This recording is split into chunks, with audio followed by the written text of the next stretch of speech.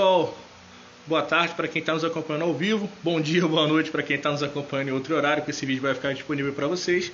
Meu nome é Glauco, eu sou agente executivo da Comissão de Valores Imobiliários, trabalho na área de educação financeira, na divisão de educação financeira, e a gente está aqui hoje para ter um papo muito legal com vocês sobre criptoativos, riscos e cuidados. Essa é uma live que faz parte da Global Money Week, que é uma semana especial em que estão tendo vários eventos, não só no Brasil, como no mundo todo. São mais de 175 países participando dessas iniciativas. Aqui no Brasil, a CVM é quem coordena as ações, e a gente está fazendo...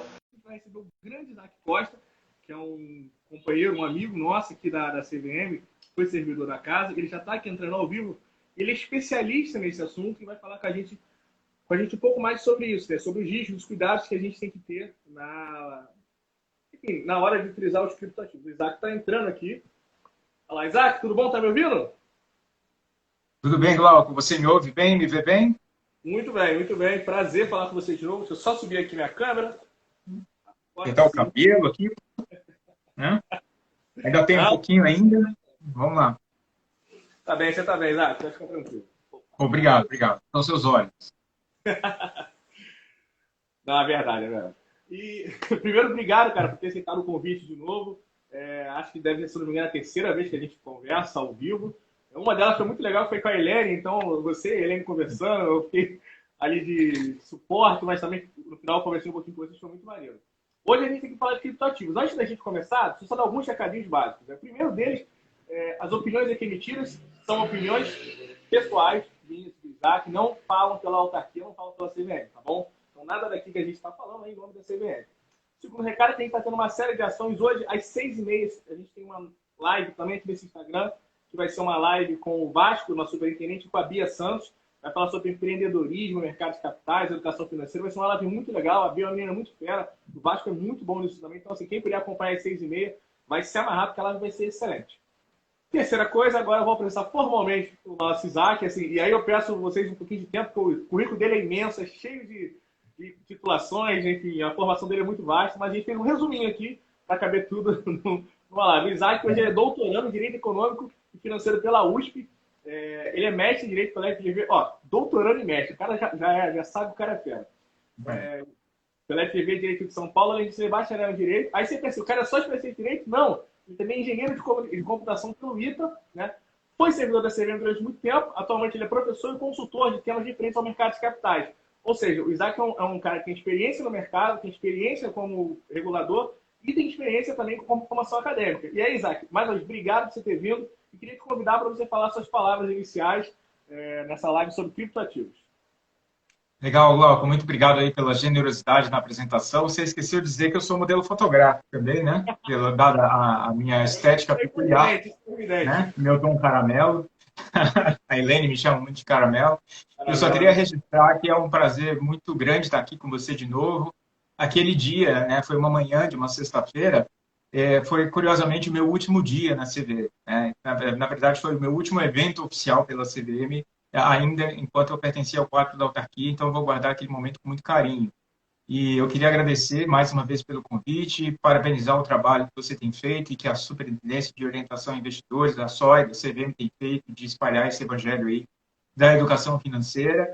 E o nosso tema de hoje tem tudo a ver, né, com a educação financeira, porque é um tema quente, é um assunto da moda, muita gente quer saber, muita gente está perplexo para tentar entender o que está acontecendo e precisa de educação financeira para entender isso e saber se você deve ou não botar o seu dinheiro em criptoativo. Né? Então, acho que essa é a nossa grande linha nessa tarde.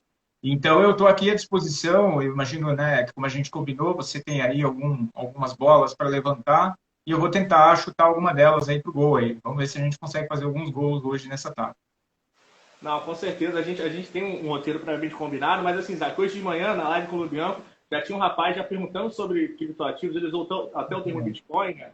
E eu falei para ele, irmão, de tarde, vem conversar com o Isaac, você vai se amarrar, espero que ele esteja assistindo aqui. O nome dele era Marcelo, se não me engano. Espero que ele esteja aqui assistindo. E que se tiver, assim com o Marcelo, outros, pode mandar perguntas no comentário, tá? Os comentários estão abertos, as pessoas podem mandar dúvidas, perguntas, enfim, fazer as suas observações. Mas para começar, Isaac, eu queria ser bem direto ao ponto, assim, como a gente consegue definir criptoativo? Bem, criptoativos são ativos digitais. Então, em primeiro lugar, são representações digitais de um ativo que pode ou não existir, de um ativo tradicional, ou de um ativo que foi criado totalmente por um ecossistema, né? Em um determinado sistema de informação. E a gente tem esse prefixo cripto, né? Porque ele decorre principalmente da utilização de algoritmos de criptografia simétrica, tá? Dentro de uma estrutura, de um paradigma de desenvolvimento que remete à criação do Bitcoin. Então, o primeiro dado relativo a essa sua pergunta, Glauco, é que Bitcoin é uma coisa, né? Blockchain é outra coisa. O Bitcoin ele resolveu vários problemas, se propôs a resolver vários problemas, se tornou uma moeda digital, tem sido utilizado tanto para o pagamento de obrigações como para fins de você especular com relação ao valor dele, para você ter um ganho de capital.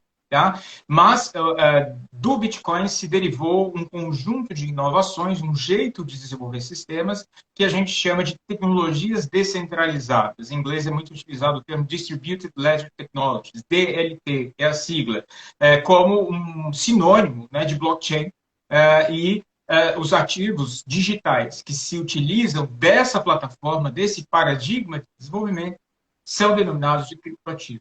Tá? Então, os criptoativos eles são um gênero que comporta, já vou adiantar um pouco a discussão, 3 espécies. Na verdade, hoje em dia nós temos uma 4ª espécie, sendo que essas espécies não são caixinhas estanques, na verdade são funções que podem ser misturadas. A primeira função é você pagar alguma coisa, né? Então você pode utilizar como sendo uma forma de pagamento. Né? Eu dou para o Glauco X bitcoins para que ele me dê um livro de presente, por exemplo, um livro em troca, de presente não, em troca, porque é uma compra e venda, em vez de eu pagar com dinheiro, eu pago em bitcoins. Segundo lugar, então esses são as criptomoedas, né, que a gente costuma chamar. Em segundo lugar, a gente tem aqueles sistemas em que eu tenho um cupom digital que circula dentro desse sistema. Então, vamos supor que você aí está consumindo todas as lives da CVM, está se tornando um fera em educação financeira, vai no YouTube, vai no Instagram, já conhece o Glauco de longa data, já é amigo pessoal do Glauco, então você vai acumulando um saldo, né, de pontos, por assim dizer. Né? E esses pontos, na verdade, em vez de serem simplesmente uns saldos na sua carteira, ele pode ser, na verdade, um conjunto de cédulas digitais, né, que a gente chama de tokens, né? São átomos digitais, mas na linguagem dos criptoativos a gente chama de tokens. Então, esses tokens poderiam ser utilizados para ser, por exemplo, para você comprar algum serviço que fosse eventualmente fosse vendido para a autarquia. Vamos supor que para custear a CVM não pode ter lucro, mas, por exemplo, para ajudar a custear uma determinada iniciativa ou um projeto social, à medida que você vai acumulando esses cupons, esses vouchers digitais, esses cupons digitais, você pode dizer, puxa, agora eu tenho 1000 cupons CVM, eu vou doar esses 1000 cupons, eu vou usar esses 1000 cupons para fazer uma doação para aquele projeto social, por exemplo, de educação financeira na favela, por exemplo, nas comunidades, né? Então, a gente poderia pensar em algo assim. Então, esses a gente chama de tokens de utilidade ou tokens de consumo, é a segunda espécie. A terceira espécie, a gente vai ter oportunidade de falar melhor no decorrer dessa conversa, são security tokens, que são os tokens que oferecem direitos de remuneração. Não é? Então, são os tokens que servem a função de valor mobiliário. E a quarta e última função são os stablecoins, que são tokens que são destinados a ser uma representação digital de moedas soberanas. O mais famoso deles é o Tether. Então, supostamente, eu tenho 30 bilhões de dólares guardados em algum lugar, e para cada dólar eu tenho um Tether, de modo em que, se eu comprar o Tether, significa que eu estou comprando um dólar. E aí, em vez de eu investir em dólar, de eu ter um estoque de moeda em dólar, eu tenho estoque nesse ativo digital. Então, payment tokens ou criptomoedas, utility tokens, ou tokens de utilidade ou tokens de consumo, security tokens, ou tokens como valores mobiliários, e stablecoins. Essas são as 4 espécies de criptoativos, as 4 funções que um criptoativo pode desempenhar. O criptoativos pode ser de vários tipos, né? Também. Exato. Bitcoin, enfim. Você falando, Isaac, me dá uma sensação, não minha, na verdade, muita gente que já leio sobre isso, muita gente acredita que criptoativos vão ser moedas do futuro. Você pessoalmente concorda com essa afirmação de que criptoativos são as moedas no futuro? Olha, em primeiro lugar, moeda, né? O conceito de moeda. Né? Moeda é um fato social, moeda. Né? Ao longo do tempo, nas trocas que a gente realiza, desde as comunidades menores, em tempos remotos, em lugares distantes, você precisa viabilizar as trocas. Alguns livros de economia falam em escambo, né, como se alguém fosse um especialista numa tarefa e permutasse, né, os seus bens com o especialista de uma outra tarefa. Enquanto isso, os antropólogos já questionam e falam que o escambo, na verdade, é um mito, em que em nenhum momento ele foi historicamente verificado. Como você é um estudioso da história, aí você deve saber disso melhor do que eu. O fato é que para você operacionalizar as trocas, você precisa ter algum referencial de valor. Né? Então, você pode usar aí gado, sal, outros metais, várias coisas ao longo do tempo representaram, então, essa moeda. Algum tipo de, vamos dizer assim, de bem material que seja fácil de carregar, que não se deteriore, não é? E que seja pesável, que seja quantificável. São algumas das propriedades físicas de um bem que pode ser utilizado como moeda. E, além disso, esse bem tem propriedades econômicas. Né? A primeira propriedade econômica, ele pode ser utilizado como meio de troca. Ou seja, em vez de eu estou fazendo aqui um trabalho de caça, né, e coleta, né, eu sou um caçador-coletor, e a outra pessoa faz roupas, e o outro faz remédios, e assim por diante. Então, a gente consegue trocar, não os serviços em natura, não os bens em natura, mas a gente troca por esse, olha, essa roupa aqui vai custar para você 3 dracmas, e a outra, esse peixe aqui vai custar 5 dracmas e assim por diante, como uma forma de você ter uma equivalência entre as prestações. Então, o meio de troca é a primeira função. A segunda função da moeda é de reserva de valor. Né? Enquanto eu tenho a moeda comigo, ela tem um potencial de compra dentro da minha comunidade, né? Na qual eu vivo. E a terceira função é a unidade de conta. Exatamente, eu tenho uma escala, como se fosse uma escala termométrica, né, para saber, então, qual é o valor que está associado àquele poder de compra. Então, meio de troca, unidade de conta e reserva de valor são as 3 funções da moeda. Ao longo do tempo, a moeda se tornou uma expressão da soberania estatal. Né? Em um determinado momento da história, o ouro se tornou uma espécie de moeda universal, sobretudo pela sua escassez. Né?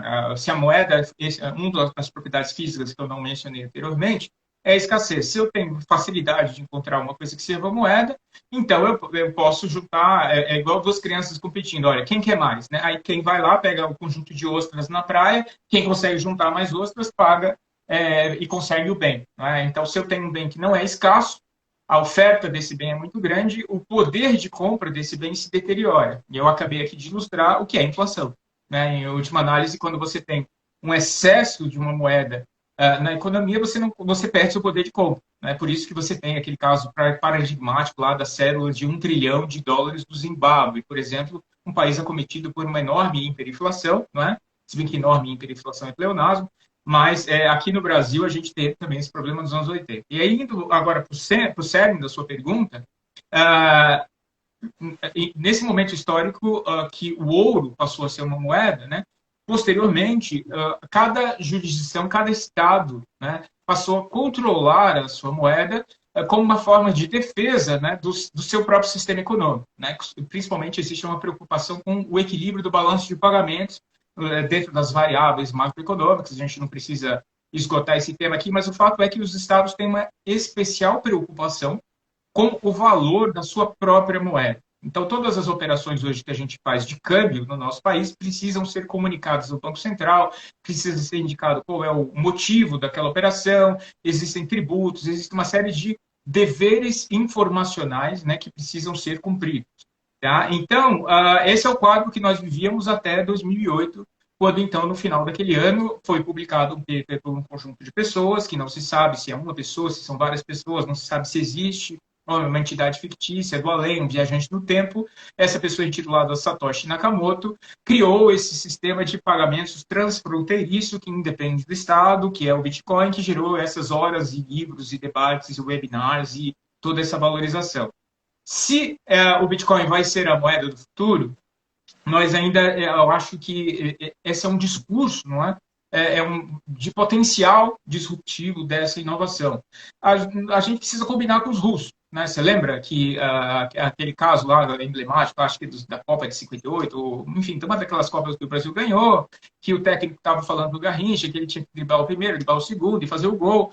E o Garrincha falou, mas beleza, a gente combinou com os russos que eles vão aceitar o drible. Né? O Estado, ele não vai cair de graça, ele vai cair atirando, se é que ele vai cair. Né? Então, você tem que dialogar com as instituições existentes. eu acredito que para que o Bitcoin efetivamente se torne uma moeda do futuro, ou Bitcoin tal qual a gente conhece, existem várias etapas a serem cumpridas. A primeira deles é o procedimento de mineração, que não é ecologicamente adequado, tem um enorme gasto de energia elétrica. Em segundo lugar, a volatilidade ainda precisa diminuir, talvez a gente precise ter um estoque um pouco mais suave da moeda, para que você tenha uma deflação cada vez mais crescente, para que ela se torne uma espécie de ouro. E veja, não é porque o ouro tem todas as propriedades que supostamente o Bitcoin pode vir a ter, que o ouro se tornou a moeda franca, a moeda do futuro. Não é? Então, tudo bem que o Bitcoin é mais fácil de você manusear, entre aspas, de você utilizar em transações, mas, veja, os estados, ainda é conveniente para os estados ter a sua própria moeda.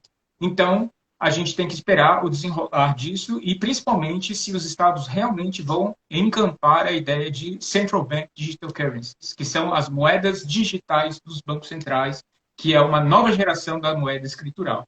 Então, observar o que vai acontecer no futuro. Eu não arrisco fazer nenhuma profecia, não preciso apostar, não estamos um banco de apostas. Eu acho que nesse momento é um momento muito mais de observar criticamente e tomar algumas decisões estratégicas e aprender. Eu acho que é uma grande oportunidade, não só de aprender sobre Bitcoin, mas aprender, quando a gente estuda o assunto, a gente é forçado a aprender sobre tecnologia e aprender sobre o mercado, como o mercado funciona e quais são as razões de ser da regulação. Não, e é legal assim, essa questão com você constituiu de moeda, porque historicamente, realmente, a gente pode pegar várias situações em que moedas eram...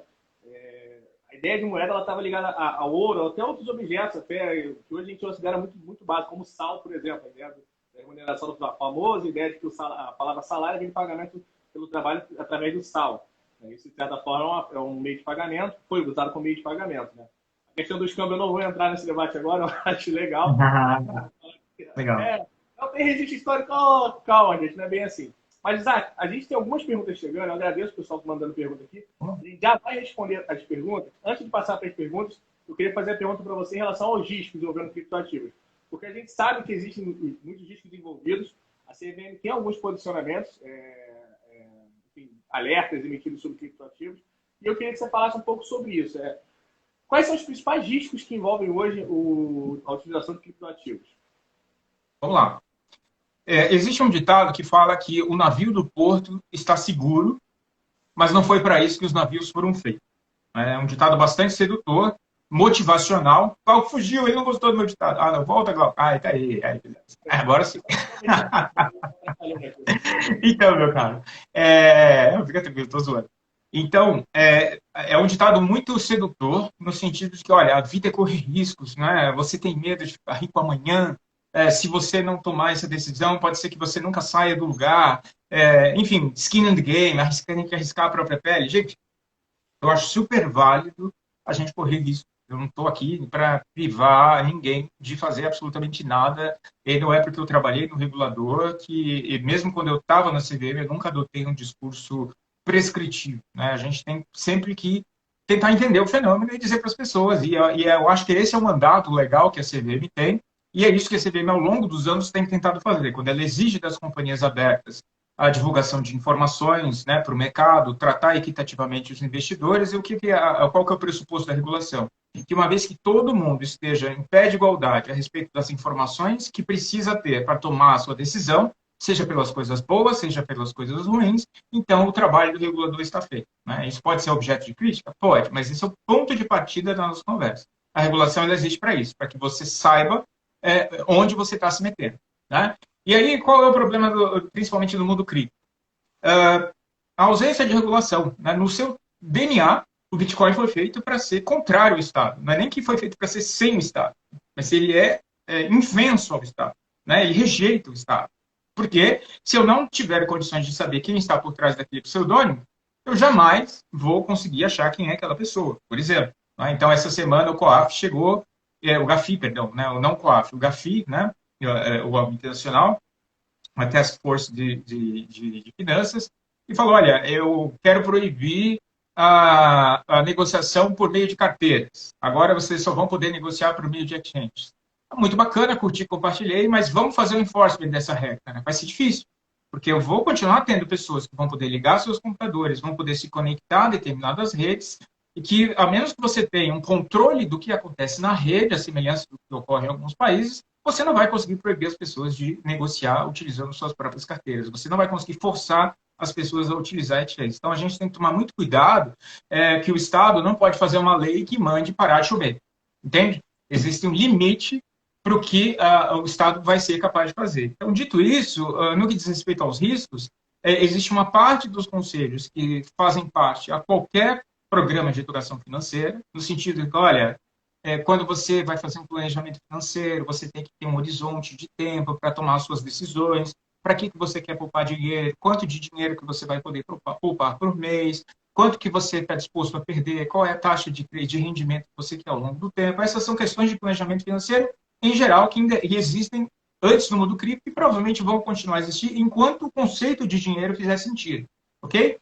Uma vez que você tenha essa identificação dos seus objetivos, você vai fazer o processo que nós chamamos de alocação de fatores de risco, de asset allocation. Você vai dizer, olha, agora é a hora de eu comprar uma bicicleta ou de eu casar, né? Agora é a hora de eu comprar um imóvel, de eu comprar um carro, de eu tomar um financiamento, mas eu tenho que pagar aqui um tratamento de saúde, eu tenho que pagar uma faculdade, eu tenho que comprar roupa, eu tenho que trocar os meus dentes, sei lá, né? Você vai tendo gastos ao longo da vida e você vai alocando e uma vez que você controle esses seus gastos e comece a sobrar gordura, então você vai dizer, opa, agora então eu vou fazer a alocação dos fatores de risco. Que é o quê? Eu vou botar uma parte em renda fixa, que tem um risco menor, eu vou botar essa parte aqui em renda variável, que tem risco maior. Então, até aqui não tem nada a ver com cripto. E aí, nós chegamos finalmente ao mundo cripto. O que acontece? Esses ativos, não vou dizer que as pessoas saibam, né? Quando você compra ações hoje no Brasil, eu não vou dizer que você saiba exatamente tudo o que está acontecendo. Você sabe como funciona a bolsa, o que é um livro de ofertas, que você sabe ler uma demonstração financeira. Normalmente as pessoas compram porque vai subir, né? Qual que é a opção do dia que vai subir 100% hoje? Eu quero isso e eu pago alguém na internet para me dar essa dica e vida que segue. Eu quero ganhar dinheiro dessa forma. Muita gente trabalha desse jeito. Veja, no mundo cripto acontece algo semelhante. As pessoas não sabem no que elas estão investindo. Então, pode ser que você esteja investindo num projeto que sequer existe. Né? E aí, já dialogando, inclusive, com uma das perguntas, né, que foi colocada aí pelo, acho, doutor Quinteado, né, sobre a diminuição do número de ICOs, o que acontece? Nós tivemos uma enorme captação de recursos em 2017 e muitos desses projetos falharam. Né? A gente não tem grandes casos de sucesso de ICOs que foram realizados, salvo raríssimas exceções, talvez do Telegram. Enfim, nós tivemos alguns casos, mas a maioria dos projetos fracassou. Porque eram empresas em fase pré-operacional e é muito comum que essas empresas fracassem. Né? Normalmente, quem estuda, quem investe nessas empresas, são pessoas de capital semente, investimento anjo, que têm um know-how mais próprio para investigar projetos nascentes, projetos inovadores, projetos disruptivos. E o investidor de varejo, às vezes, não tem esse mesmo expertise. Então, o primeiro risco, o grande risco de quando você investe em projetos cripto é que o projeto que está emitindo cripto, talvez não seja um projeto adequado. Você precisa fazer um exame de para onde vai o seu dinheiro. Que setor, que serviço que aquela empresa vai oferecer, que produto que vai ser fabricado. Aquele produto faz sentido? Tem mercado para aquele produto? Porque a impressão que muita gente tem, e que eu tenho também, é que você simplesmente cria qualquer coisa da sua cabeça, fala que é cripto e você consegue captar recursos. E muitas vezes a coisa sobe. Né? Veja, por exemplo, a criptomoeda Cardano, que está subindo bastante e a gente sequer tem um código estável com contratos inteligentes rodando para fazer frente ao Ethereum. Né? Já vale bilhões de capitalização de mercado. E veja, eu vim da indústria de software, né, originalmente. Como que você pode valorar, né, avaliar uma companhia de software que tem um produto que pode ser extremamente promissor, mas um produto que sequer foi utilizado alguma vez por algum cliente em produção? E como que eu posso dizer que essa companhia vale bilhões de dólares? Né? Para a Microsoft chegar a valer bilhões de dólares, para a Apple começar a valer bilhões de dólares, foi preciso algum tempo, foi preciso algumas vendas, algumas validações do mercado para isso acontecer. Então, a gente tem um problema de assimetria informacional. É muito difícil para o investidor saber onde o dinheiro dele está indo. Esse é o primeiro risco. Segundo risco, quando você está negociando os criptoativos, você tem duas grandes preocupações. A primeira delas diz respeito à volatilidade. A gente está falando de ativos cujos preços variam muito rapidamente, de forma muito significativa. A gente normalmente só olha os 30% que você pode ganhar em uma semana, mas a gente não olha os 30% que você pode perder em uma semana, né? Se você for ver todo o movimento de preços, o Bitcoin teve uma excelente rally em 2017, mas houve um mergulho ao longo do primeiro trimestre de 2018. E levou algum tempo para voltar aos patamares de antes e romper a máxima histórica, e hoje a gente tem aí essa tendência de alta que a gente está vendo. Eu não sou profeta para dizer se vai cair ou se vai subir o Bitcoin, mas o fato é, será que o dinheiro que você está querendo colocar em cripto é um dinheiro do qual você pode dispor? Se você perder 50% do dinheiro que você está colocando em cripto, você vai conseguir dormir tranquilo? Você vai conseguir justificar para sua esposa, para o seu filho, para o seu marido?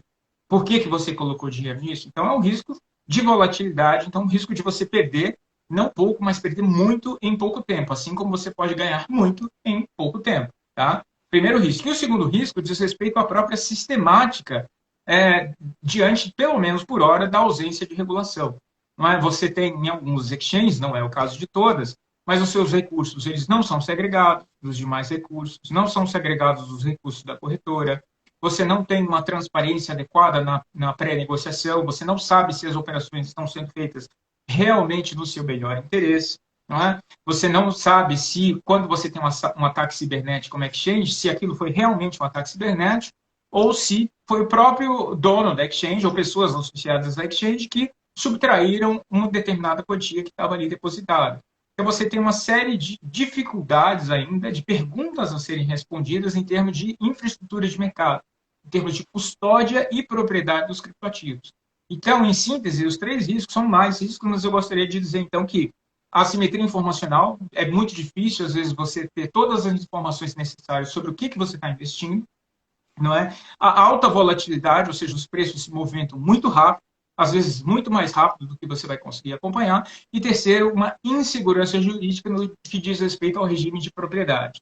E o que a gente espera é que, com o tempo, o diálogo, a gente está vivendo hoje, Gal, um momento de convergência. Né?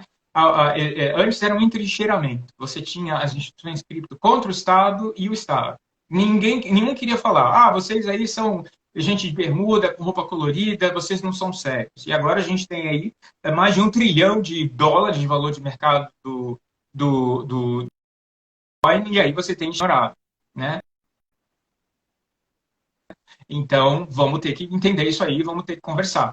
E aí, do outro lado, o mundo cripto percebeu que vai conseguir captar investimentos, que vai conseguir atrair pessoas que estão com receio de investir nesse tipo de ativo, e aí você teve instituições que estão promovendo códigos de autorregulação, fundos de investimento que estão batalhando para ter autorização da CVM, não é? Você tem todo um diálogo desses agentes de mercado com o regulador. Então, o que a gente deve ver num futuro próximo, Glauco, arriscando aqui fazer um prognóstico, é uma aproximação, né, para fazer uma acomodação entre as instituições incumbentes, que a gente chama, e novas instituições cripto, e um mercado de nicho, que é o mercado raiz, que não vai querer se misturar, que vai ser o mercado de nicho. É a galera que realmente está disposta a correr um risco maior, ter insegurança jurídica e, mesmo assim, ficar paralelo ao Estado. Mas então a gente vai ter um meio termo aí no caminho. Legal? Vamos ver as perguntas aí, então. Pode falar. Não, perdão. Em relação à pergunta do Daniel, acho que o Daniel Penteado é um colega também da CVM, provavelmente, Daniel. Se não for você, me desculpa, mas pela foto aqui, pelo nome, me parece. Isaac, eu queria... Tem a questão do Daniel... Você quer responder a questão do Daniel toda primeiro, agora? Ele também fala sobre... Sobre o processo sancionador? Não, do Penteado. Você começou a responder... Perdão, né? Então, no que diz respeito a ICOs, né? Então, eu acredito que o mercado está um pouco mais receoso. A gente tem hoje a tokenização de ativos no sentido de que, olha, eu tenho um ativo tradicional que já é negociado num determinado formato eletrônico, mas agora eu vou tokenizá-lo, porque aí eu tenho algum benefício de utilizar uma tecnologia descentralizada. Então, foi o caso de precatórios, não é? É o caso do Vasco Token, é o caso de créditos de carbono, que foi lançado recentemente, o MOS, né?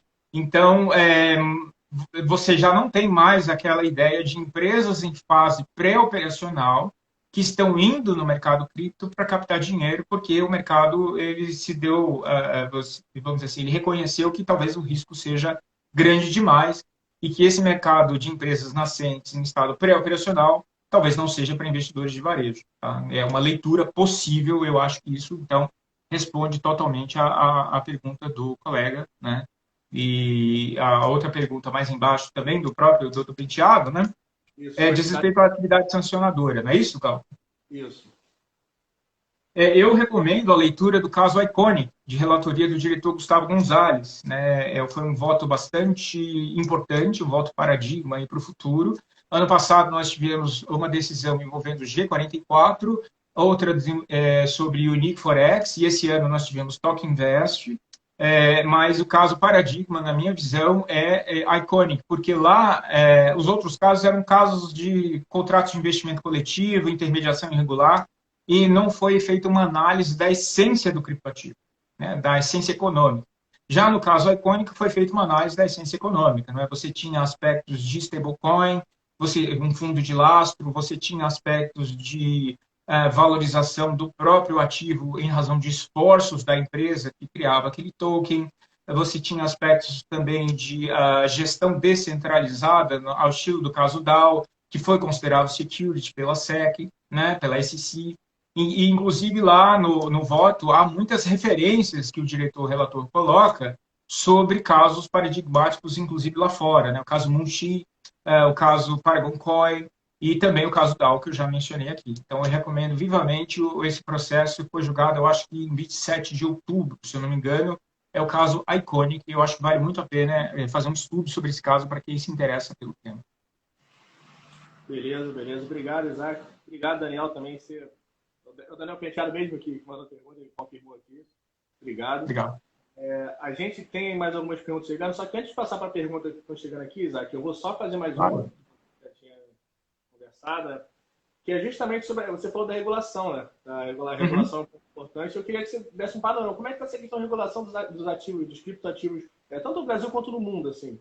A gente sabe que não é valor imobiliário, não é da alçada da CVM, em princípio, mas, enfim, como é que está essa situação? Como é que você tem acompanhado isso? Olha, eu recomendo uma leitura para quem não está nos assistindo, para quem está nos assistindo ao vivo nessa tarde, para quem for assistir a gravação, tem um documento do Cambridge Center for Alternative Finance, tá? O Centro de Finanças Alternativas da Universidade de Cambridge, que ele faz, na verdade já faz algum tempo que eles elaboram uma espécie de regulatory landscape, né? Uma visão geral, um panorama da regulação do cripto em todo o mundo. Eles fizeram um estudo no final de 2020, então eu acho que hoje é uma das fontes mais completas, sem prejuízo, claro, de fontes do Banco Internacional de Compensações, do Banco Mundial e da OCDE. Existem muitos documentos muito importantes nesses organismos internacionais a respeito do tema, no que diz respeito sempre numa perspectiva estatal.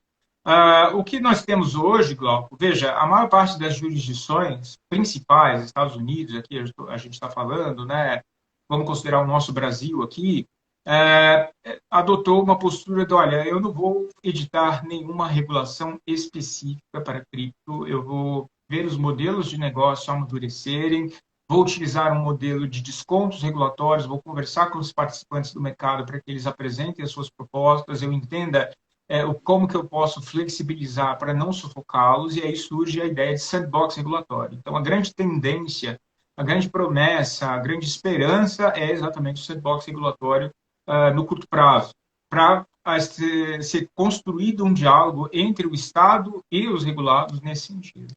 E aí, o que a gente pode fazer em termos de panorama, Glauco, é basicamente pincelar quais são os aspectos dessa regulação. Né? Em primeiro lugar, pensando especificamente na CVM, né?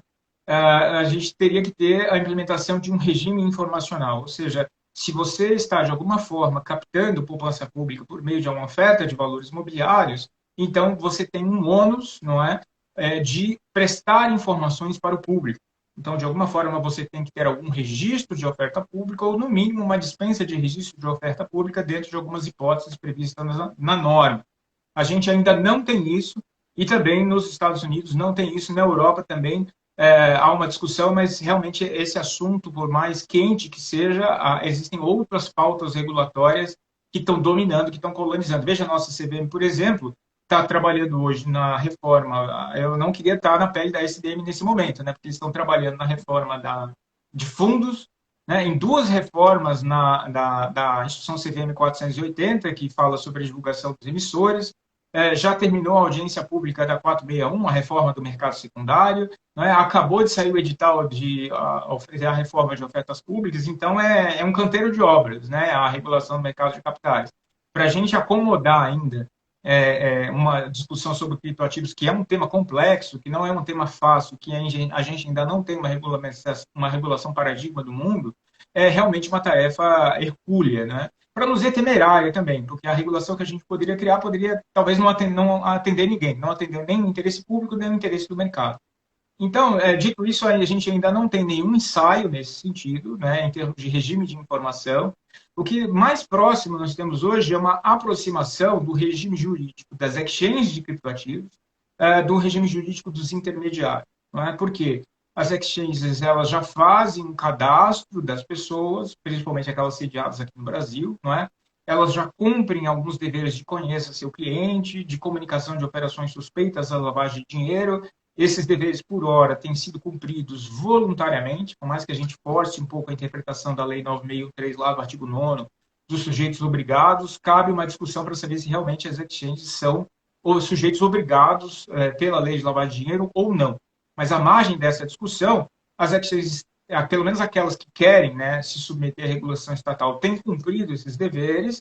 E o que nós temos? Uma separação. Né? As exchanges que não querem atuar em conformidade com a legislação têm ganhado um tipo de cliente, e as exchanges que estão conforme a regulação têm ganhado outro tipo de cliente, né? Para aqueles que têm mais medo, aqueles que têm mais receio. E aí, cada vez mais, a gente se aproxima de um desenho de uma regulação mais própria dos intermediários, a semelhança da Instrução CVM 505 de 2011, para ser aplicada para as exchanges. Eu não diria que essa instrução vai ser aplicada tal como ela é. Talvez haja alguma etapa intermediária, como, por exemplo, uma possível reforma da Instrução CVM 588, que trata sobre crowdfunding, para que a gente possa ter, na verdade, uma mudança na plataforma de crowdfunding para que ela possa incorporar o mercado secundário. Tá? Então, eu acho que é uma possibilidade também. E no que diz respeito, por fim, às ofertas públicas, né? Além, eu falei, então, de regime de informação, falei de negociação, né, que aproxima dos intermediários. No regime de ofertas públicas, realmente, a gente ainda não tem absolutamente nada no horizonte específico para ofertas de cripto. Veja, a SEC, por exemplo, ela utiliza a regra vigente para fazer o enforcement, para fazer a aplicação das regras, suspendendo ofertas regulares. Por hora, eles discutiram algumas possibilidades, a possibilidade de você dar um waiver, né, uma exceção por um tempo, mas até agora não houve nada nesse sentido. E aí, por fim, nós temos algumas jurisdições que, não, venha para cá, nós somos crypto-friendly, é o caso da Estônia, Malta, Chipre, não quero de alguma forma nenhuma diminuir a importância dessas instituições, elas estão sendo importantes exatamente para a realização de testes muito relevantes nesse mercado, mas realmente, pelo menos os principais mercados ainda não conseguiram resolver esse quebra-cabeça de, primeiro, se faz sentido regular, e segundo, como regular. São perguntas aí até para quem estiver na audiência fazendo trabalho de conclusão de curso, projetos de pesquisa para mestrado, doutorado. Eu acho que o nosso país vai se beneficiar demais de pesquisas nessa linha, ainda tem tempo. Ah, legal. E você, como professor universitário, certamente vai chegar a hora de orientar pessoas que façam trabalhos acadêmicos. Isso, é um privilégio.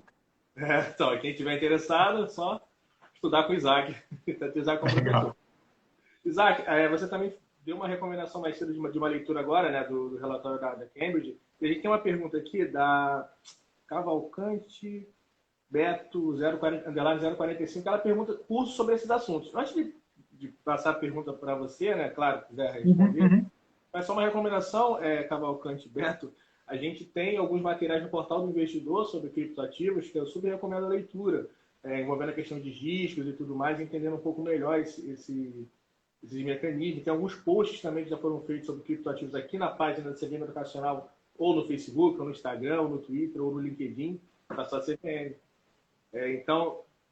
Desculpa, perdão, Então, amigo, de repente vale a pena você dar uma olhada. O portal do investidor.gov.br. Só jogar o portal do investidor no Google, vai aparecer lá investidor.gov.br. Tá bom? Lá tem bastante material sobre esses assuntos.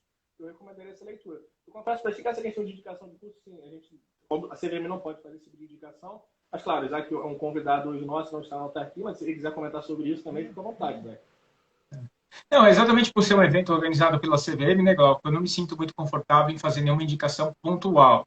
Mas eu acho que a gente pode indicar alguns livros, né? Por exemplo, acabou de ser lançado aqui, eu tenho 2 livros aqui, por acaso, estão na minha mesa, um do Daniel de Paiva Gomes, publicado pela Revista dos Tribunais, especificamente sobre tributação de bitcoins, né? E tributação de criptomoedas. Também, além na fase de tributação, esse aqui publicado pela editora Foco, coordenado pelo professor Hugo de Brito Machado, também sobre tributação e novas tecnologias. Existem alguns trabalhos, tem uma coleção editada pelo advogado Pedro Heroles, ela se chama Fintechs, Bancos Digitais e Meios de Pagamento.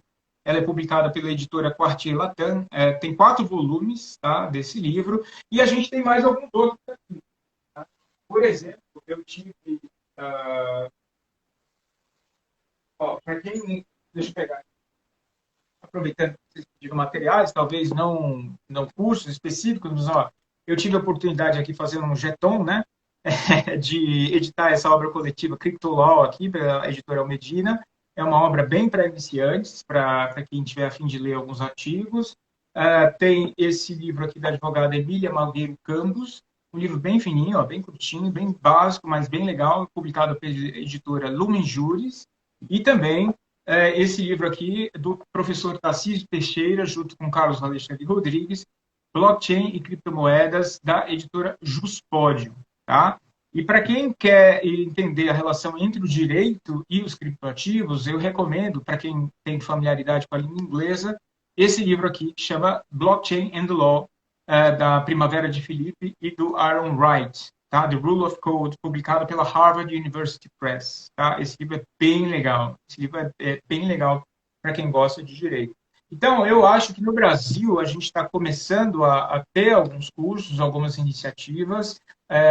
Não acho que a gente tem ainda, principalmente por conta da pandemia, né, nenhum tema foi, vamos dizer assim, nenhuma instituição se consolidou, né, nesse sentido, eu acho, tem espaço ainda. E, por hora, eu recomendo realmente que você consuma o máximo possível de notícias e informações para você saber as tendências. Em toda a mídia especializada você vai encontrar essas tendências. E livros, né? Eu acho que a gente está começando a ter um bom conjunto de livros em língua portuguesa sobre o tema. Tá? Então, eu acho que, por hora, talvez seja até melhor você acessar diretamente as fontes do que fazer um curso, pelo menos por enquanto. Isso, e também tem material audiovisual no próprio canal do YouTube CVM Educacional. O Isaac, no ano passado, fez 2 lives com a gente sobre alguns assuntos referentes a criptoativos e outros assuntos referentes a essas novas formas de investimento, digamos assim. Então, quem você tem curiosidade, Beto, dá uma olhada lá no YouTube CVM Educacional, está tudo gravado lá. Aqui também no Instagram, no IGTV, tem alguns vídeos também. Tem um vídeo com o Isaac especificamente sobre esse assunto. E, se eu não me engano, eu posso também estar aí de Casara e o... Eu estou esquecendo o nome do rapaz, Rafael Hess também, que tem algum material gravado deles no nosso YouTube. Casara, eu acho que eu tenho certeza que tem. Do Casara tem pelo menos os slides dele, eu sei que tem. Eu lembro. Eu não sei se o vídeo está gravado. Tá? No Portal do Investidor tem uma apresentação dele sobre isso, se tiver curiosidade. Tanto o Portal do Investidor quanto o YouTube CVM Educacional, você vai conseguir, quem tiver interesse aí do Beto, vai conseguir ter acesso a esse material, beleza? Isaac, a gente tem recebido muitas mensagens elogiosas a você. Eu não vou repetir todas, porque senão a gente vai ficar só falando, mas o pessoal está adorando a sua live, dando parabéns. Eu vi alguns nomes conhecidos, queria mandar um abraço aí para o Cadu, para o Carlos Ramires, para a Gabi Trevisan, várias pessoas conhecidas aí. Obrigado aí por prestigiar o nosso evento. Isso é legal, isso é bem legal. O pessoal prestigiando mesmo. E eu queria fazer mais uma pergunta, talvez a minha última pergunta, mas como curioso assim do tema, eu ouço muito falar sobre criptoativos, dá a sensação que está crescendo muito. O que explica essa expansão de criptoativos, assim, digamos assim, no mercado? Muita gente interessada, gente que nunca investiu em nada, assim, que vê na internet alguma coisa e fala, nossa, olha isso aqui, sabe? As pessoas estão interessadas nesse assunto. O que você acha que provoca essa procura pelo termo criptoativos, criptomoedas, enfim, Bitcoin? Tá. Veja, não acredito que seja uma única causa, e aqui, na verdade, são algumas hipóteses, né? Mas que fazem sentido, acho que a gente considerar como sendo fatores que influenciam esse movimento. Particularmente no Brasil. Não foi só o mercado de cripto que cresceu. Se você olhar, o número de investidores na Bolsa, na B3, cresceu vertiginosamente ao longo do último ano, a ponto de ter sido divulgado pela B3 que nós temos 3 milhões de investidores, não é? Pessoas naturais, né, na Bolsa de Valores. Ou seja, há um apetite maior pelo risco por parte dos investidores, tanto para ações como também para fundos. Se você olhar os dados divulgados pela Ambima, você vai ter uma espécie de saque líquido, de resgate líquido de fundos de renda fixa, esse valor foi proporcionalmente distribuído em aportes para os outros fundos, fundos multimercados, fundos de investimento em ações e assim por diante. Então, existe um interesse maior dos investidores em instrumentos que oferecem um potencial retorno maior do que o título público. Com isso, eles estão dispostos a incorrerem mais risco. Então, esse seria um primeiro fator.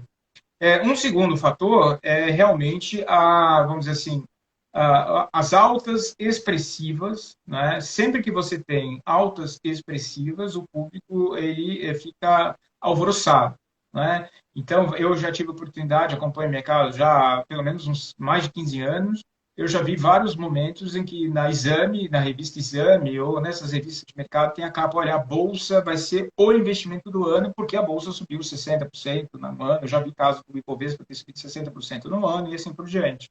Então, sempre que você tem um determinado investimento, qualquer ele que seja, com uma valorização expressiva no curto prazo, isso gera uma espécie de bola de neve, não no sentido negativo, mas mais investidores se interessam e isso vai fazendo com que haja um influxo novo de recursos e os preços vão subindo. Em terceiro lugar, você tem também manifestações de instituições incumbentes no sentido de aceitar as tecnologias cripto ou de incorporá-las aos seus negócios. Então, quando você vê um tweet do Elon Musk falando hashtag Bitcoin, Dogecoin, a gente vai poder comprar carro Tesla em Bitcoin, vou financiar o projeto para mandar a pessoa para Marte em Bitcoin, coisas do gênero, e pessoas influentes, né, falando a respeito do tema, isso cai na boca do povo, isso ganha mind share e isso viraliza. Então, de certa forma, hoje investir em criptoativos é cult. Né? Assim como investir em ações é cult, mas já não é mais tão novidade. Você dá almoço com a família no domingo, investe em ações, você é tiozão, eu invisto em criptoativo. Né? Então, eu acho que a gente, vamos dizer assim, vai realmente ter uma espécie de fator cultural, provocado principalmente por conta dos influencers. Né? E, por fim, eu acredito também que a gente tem, como é que eu poderia dizer, essa aproximação do próprio mercado cripto, né? Ou seja, de um lado, o diálogo do mercado tradicional, dizendo, ok, cripto é legal, pode ser legal, vamos conversar. E, de outro lado, você tem o mercado cripto dizendo, não, eu talvez não seja tão anárquico assim, né? Estou disposto a conversar com você. Então, essa convergência, em síntese, essa convergência do mundo tradicional com o mundo cripto, não é? Aliada a essa valorização expressiva que gerou um efeito cascata, não é? Aliada ao maior apetite de risco por parte dos investidores, realmente contribuíram para a ascensão. Né? E aí a gente vive hoje uma geração em que tudo viraliza pela internet. Então, assim como um meme, uma história, uma imagem, qualquer coisa tem um condão de viralizar e estar na boca do povo, pouco importa o Bitcoin de Satoshi em 2008, a visão original. O fato é que uma determinada ideia pode ganhar, por exemplo, as ações da Vale, as ações da Petrobras, as ações de qualquer empresa, você pode ter fundamentos, você pode ter uma empresa sólida, mas, como bem colocado aí pelo penteado Wall Street Bets, uma ideia pode simplesmente causar uma comoção no mercado. Uma empresa sem fundamentos econômicos pode ter uma alta aí de mais de 1000%, como aconteceu com o caso GameStop no início do ano. A gente vive hoje um mundo extremamente à flor da pele no que diz respeito ao crescimento de investimentos. virulência, por assim dizer, da informação, ela é contagiosa em vários setores, inclusive no mercado financeiro. Então, seria uma leitura possível, não a única, claro. Várias pessoas podem ter leituras diferentes, mas a minha leitura que eu te ofereço para explicar esse fenômeno, pelo menos no passado recente. Não, eu agradeço, eu concordo bastante com ela e também acrescentaria, pessoalmente, uma opinião, que é o desejo das pessoas de ganharem dinheiro rápido também e Também. ficarem esse sucesso, assim. Mostrou que o cinema referenda muito, não com relação aos criptoativos, mas com a própria O romantização do mercado, mercado.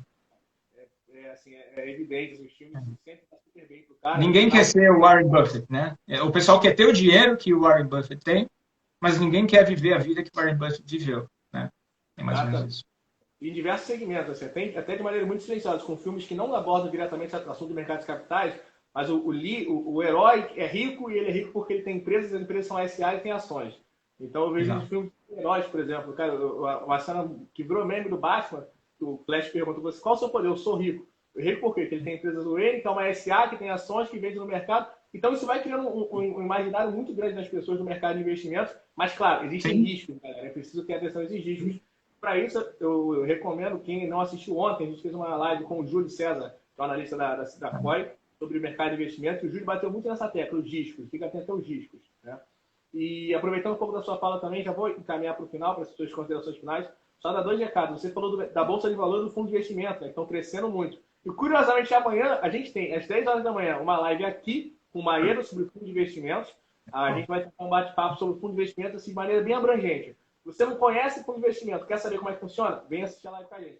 Já é um especialista e quer tirar alguma dúvida? Vem assistir a live com a gente. A gente quer realmente fazer uma coisa bem genérica sobre o Fundo de Investimentos de maneira abrangente. E às 14 horas no YouTube Cinema Educacional, a gente vai conversar com um analista da Bolsa de Valores, da B3, para ele explicar como é que funciona a Bolsa, como é que a Bolsa cresceu tanto nos últimos anos. Então a gente vai ter uma conversa sobre esses dois assuntos amanhã, que é o Fundo de Investimentos e a Bolsa de Valores, que você citou aí como fatores de expansão. Isaac, eu queria te convidar para as palavras finais dessa live, não será a última, garanto, teremos outras em breve, tá bom? Mas pra gente... É isso. Mais uma vez, obrigado. Estou te devendo lá aquele negócio lá, aquela revisão do seu artigo. Eu reconheço publicamente meu débito aqui, mas eu vou resolver isso essa semana, que realmente foi uma loucura esses dias aí. Está sendo uma loucura para todo mundo, né?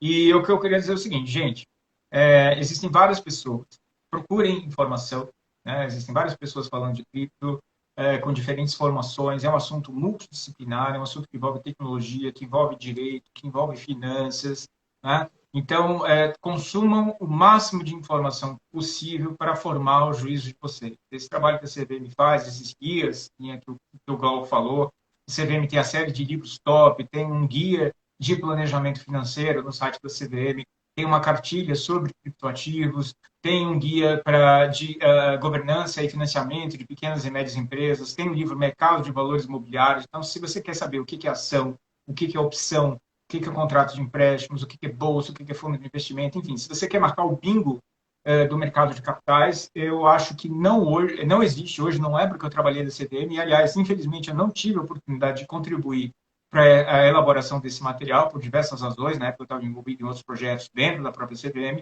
mas eu acho que hoje, em língua portuguesa, é um dos materiais mais didáticos para quem quer começar a estudar o mercado de capital, essa série de livros top da CVM, que top é o quê? É treinamento e orientação de professores?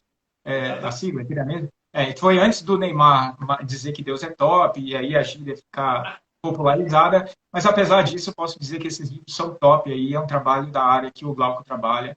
Então, eu recomendo vivamente, e eu dou aqui um feedback para você, Glauco, de vários colegas, professores, eles usam demais esse material nas suas salas de aula quando vão falar de mercado de capitais. Então, é um trabalho muito bacana que eu acho que talvez a CVM nem tenha ideia do grau de utilização desse material em sala de aula. Então, fica aí essa contribuição final. Procure informação. Informação é poder.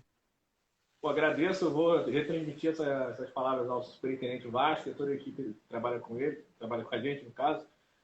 A gente realmente não tem muita dimensão, às vezes. A gente tem um feedback top para o pessoal saber um curso de capacitação de professores de ensino superior, que acontece 2, 3 vezes ao ano. Agora está acontecendo no modelo online. Então, é justamente para isso. Mas ele também gerou alguns materiais, como a série de livros top. Então, você tem mercado de imobiliários, se você queria saber como é que funciona. Tem um livro de direito de valores imobiliários, que é voltado para magistrados. Então, assim, tem muito Verdade muito grande. E está tudo no portal do investidor, investidor.gov.br. Quem quiser ter esse, é só ir lá e baixar. Em relação ao artigo, Isaac, fica tranquilo, porque eu estou revisando o artigo. É só para explicar, fiz um artigo sobre o mercado de capitais do século XIX. Estou fazendo uma revisão dele em questão de bibliografia. Então não precisa nem ler esse documento, eu vou te mandar um novo. Melhor.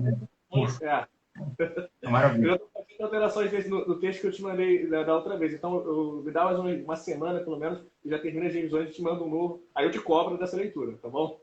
Maravilha, meu caro. Gente, um forte abraço, então. Obrigado. Não, pode falar, pode falar. Não, só queria dar um tchau e fazer um coraçãozinho. Obrigado pelo convite. Obrigado a você por ter vindo. 6h30, pessoal, estaremos aqui ao vivo de novo com uma live sobre empreendedorismo. Venham assistir, vai ser muito legal. A Bia Santos da Barca Educacional estará presente, tá bom? Galera, até a próxima. Sigam o CVM Educacional nas redes sociais. Globo Manoel continua hoje, tem amanhã, 10 horas da manhã, evento ao vivo sobre fundos de investimentos aqui no Instagram também, tá bom, gente? Abração, tchau, tchau. Isaac, obrigadão. Tchau, Daniel, obrigadão. Um abraço. Tchau, tchau.